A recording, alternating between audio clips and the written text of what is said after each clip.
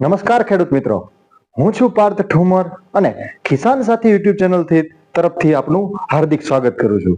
ખેડૂત મિત્રો, અત્યારે જે જોઈએ તો કે આપણે જે શિયાળુ પાકનું વાવેતર છે, ચણા છે, ધાણા છે, જીરું છે, લસણ છે, ડુંગળી છે, આવા અનેક પાકનું આપણે વાવેતર કરી દીધું છે. એમાં 70 થી 80% જે આપણે વાવેતર જોઈએ તો 70 થી 80% છે એ ભાગ પૂરો થઈ ગયો છે અને ઘણા ખેડૂત મિત્રો છે હજી ખેતર ખાલી થાય પછી વાવેતરની તૈયારી કરી રહ્યા છે. તો આ માહોલ વચ્ચે હવે જોઈએ ખાસ કરીને જે શિયાળુ પાક છે એમાં આપણે મુખ્યત્વે પાક ગણીએ સૌરાષ્ટ્રનો, એટલે કે જેમાં છે ચણા છે, ધાણા છે અને અત્યારે જીરું. આ ત્રણ વસ્તુ છે, આ જે ત્રણ પાક છે એ વધારે પડતા આપણને વાવેતર થતા જોવા મળે છે. અને આ ત્રણેય પાકમાં કોઈ મહત્વનો કોઈ પ્રશ્ન હોય એ પણ ઉગ્યા પછીનો તો તે છે કે સુકારાના પ્રશ્ન.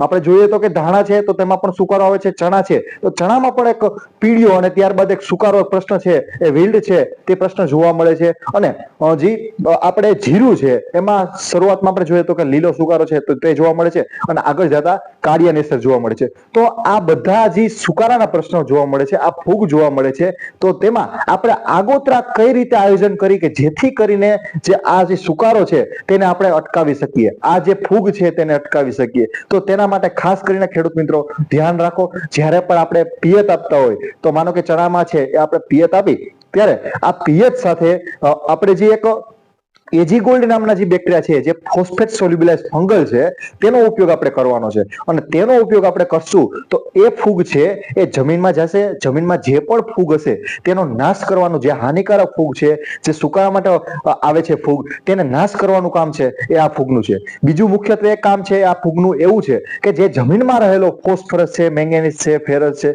તો આ તત્વો છે અલભ્ય ફોર્મમાં હોય છે.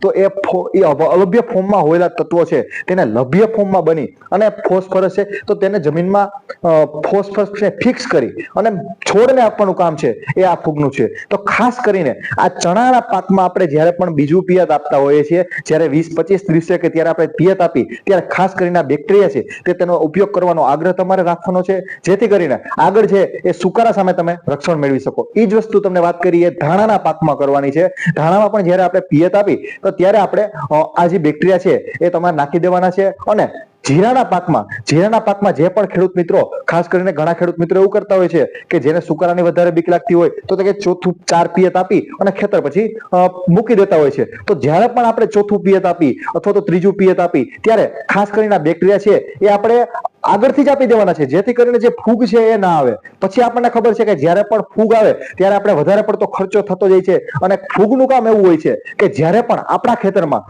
માનો કે 40 થી 50% ફૂગ છે એ ડેવલપ થઈ જાય અને સુકારો આપણી નજર સામે આવે ત્યારે આપણને ખબર પડે છે કે આપણા ખેતરમાં સુકારો આવી ગયો છે અને તાતો અડધું ખેતર છે આપણે ધીરે ધીરે લેવાઈ જતું હોય છે. પણ આપણે પાણી પેલા પાડ બાંધવાની છે, એટલે કે જ્યારે પણ સુકારો નથી આવ્યો એ પહેલા એજીગોલ છે એ ખાસ કરીને આ 600 ગ્રામનું પેકેટ હોય છે, આ આપણે સૌરાષ્ટ્રના આપણે 16 ગુંઠાના વીઘામાં કહીએ, એટલે કે 3 વીઘામાં તમારે ઉપયોગ કરવાનો છે. અને અઢી વીઘામાં પણ તમે એકરના માપથી પણ કરી શકો છો. એટલે કે આ ખેડૂત મિત્રો આ જે ફૂગ છે એને તમે રેતી, વેકરા કોઈ પણ સાથે મિક્સ કરી અને તમે નાખી શકો છો.